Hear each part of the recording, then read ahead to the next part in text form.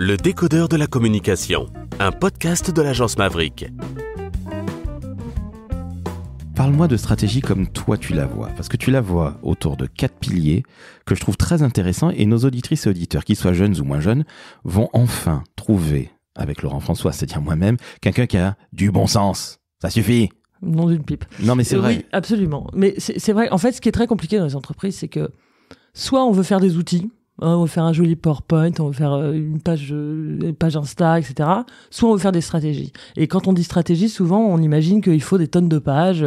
Sauf que, selon moi, selon les cogiteurs, une stratégie se mesure absolument pas en nombre de pages, mais en efficacité. Et une stratégie, c'est pas juste un plan d'action. C'est pas non, c'est ni une théorie dans le vide, ni juste un plan d'action. Une stratégie, pour moi, comme tu dis, c'est 4 points. C'est d'abord savoir l'intention de communication.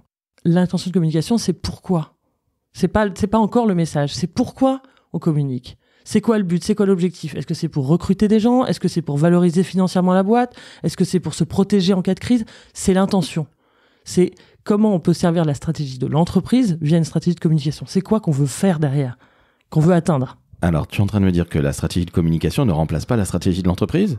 Alors, certainement pas. La stratégie de communication accompagne la stratégie d'entreprise, mais la remplace pas. Ça, on oublie souvent ça. On imagine que la communication, c'est magique. Et que tout d'un coup... alors, soit on pense que la communication, c'est inutile, soit on pense que c'est magique. C'est-à-dire qu'on se dit, la com, c'est pour faire joli, ça sert un peu à rien, on s'en fout, on les met dans la boucle au dernier moment. Soit tout d'un coup, notamment en cas de crise, on la sort comme ça des tiroirs en se disant, ils vont tout régler, etc. Sauf que la com, elle se base sur des contenus. La com, c'est pas juste un joli papier cadeau. Ça, c'est un truc qui m'agace terriblement dans le monde de la com, c'est qu'on imagine souvent que la com, c'est pour faire joli, c'est un papier cadeau. Sauf que moi, j'aimerais bien voir la gueule de vos enfants à Noël si vous leur offrez un très joli papier cadeau avec un très joli ruban, mais qu'il n'y a rien dans le cadeau. La com, c'est un joli cadeau dans le sens où il y a un truc à l'intérieur. Alors évidemment, c'est bien emballé, mais il y a un machin à l'intérieur, il y a un putain de cadeau à l'intérieur. On est d'accord. J'allais te poser une question qui peut paraître complètement cinglée. Dis-moi tout. Mais est-ce qu'il t'est arrivé, de tomber sur des annonceurs qui devaient communiquer, qui voulaient communiquer, mais qui ne savaient pas du tout pourquoi. Au-delà de, on a besoin de recruter, on a besoin de booster notre image, on a besoin de vendre, etc. Ok, très bien. Mais j'ai l'impression, plein de gens qui ont des stratégies de communication de poulet sans tête. C'est-à-dire qu'il faut qu'on communique, donc on le fait. Oh oui, beaucoup. En fait, c'est marrant parce que, encore une fois, c'est très contradictoire. Soit on a des gens qui disent « Vivons heureux, vivons cachés, surtout ne communiquons pas, oh là là, quelle horreur !» Et alors, dans ces cas-là, c'est presque pire que tout de nos jours parce que j'ai envie de vous dire, je leur dis une seule chose, je leur dis « De toute façon, quelqu'un prendra la parole. Donc, si c'est pas vous, vous laissez les autres parler à votre place. » Donc ça, c'est un vrai problème. Soit, effectivement, c'est « Oh là là, on se rend compte que le monde aujourd'hui, il est plein de communication, faut communiquer. » Sauf qu'on sait absolument pas pourquoi. Donc, on fait des mauvais outils, on est sur les mauvais timings, les mauvais messages, les mauvais canaux. Et au pire, c'est du temps perdu, de l'argent perdu. Enfin, au mieux, c'est pas au pire. Au mieux, c'est du temps perdu, de l'argent perdu, ce qui est déjà un problème. Au pire, c'est des messages qui sont à côté de la plaque, qui sont graves et qui peuvent fabriquer des détracteurs. Donc, communiquer, c'est comprendre qu'il faut communiquer, c'est très bien. Sentir, et ça, moi, je suis très contente quand les directeurs généraux ou directrices générales ou de présidentes de boîte se rendent compte qu'à un moment donné, ils n'ont pas communiqué pendant longtemps, mais qu'il y a une ère de la communication, mais confiez-la à des professionnels. Faites pas ça n'importe comment, parce que ça risque d'être encore pire. Donc, il y a un moment donné, oui, se rendre compte qu'on communique, avoir la sensation qu'il faut communiquer, c'est très bien, mais on ne dirige pas une entreprise avec des sensations et des sentiments. On le dirige sur des expertises et des compétences. Donc, si vous êtes responsable de com ou DG ou président ou présidente et que vous avez la sensation qu'il faut communiquer, prenez des professionnels de communication. Si vous avez le sentiment que vous avez une dent qui va pas bien, vous allez pas l'arracher vous-même. Vous allez chez le dentiste, vous prenez un expert. C'est pareil pour la communication. Sauf que la com a toujours été très longtemps, et c'est encore le cas, je pense, pas considérée comme une expertise.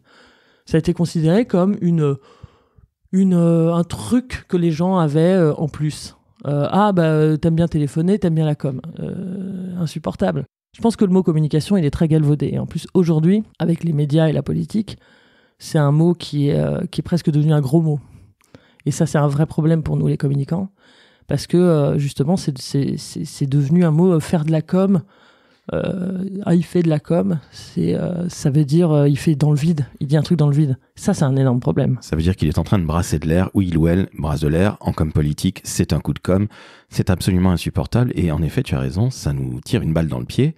Et si derrière, on ne sait pas nécessairement pour quelle raison objective on doit communiquer, eh ben on finit par faire peut-être au mieux des jolies choses, au pire des daubes. Hein, oui, en fait, j'ai l'impression que beaucoup d'entreprises, d'organisations communiquent pour se donner bonne conscience. En fait, qu'elles communiquent en se disant au moins j'aurais fait quelque chose. Donc je peux me regarder dans le miroir, enfin j'exagère un petit peu parce que c'est pas non plus un dilemme moral, mais je peux me regarder dans le miroir parce qu'au moins j'aurais essayé. Au moins j'aurais fait quelque chose. Donc si jamais ça marche pas, si jamais ça rate, c'est pas ma faute parce que j'ai fait quelque chose. Sauf que faire quelque chose, faire n'importe quoi, c'est très bien, ça donne bonne conscience, mais en réalité ça sert strictement à rien.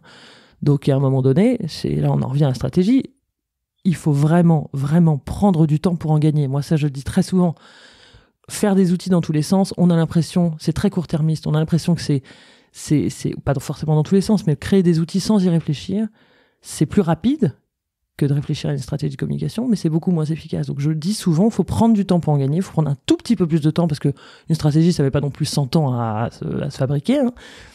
Mais il faut le faire parce que il faut, penser à ses intentions, pourquoi on communique, 2, comprendre sa cible, comprendre l'audience, la personne à qui on veut adresser le message, 3, trouver le bon angle, le bon message à adresser, et ça se base sur des contenus desquels on extrait la bonne émotion pour pouvoir convaincre, pour pouvoir embarquer cette cible, et ensuite, et seulement ensuite, et c'est le 4e point, les outils, le plan de communication.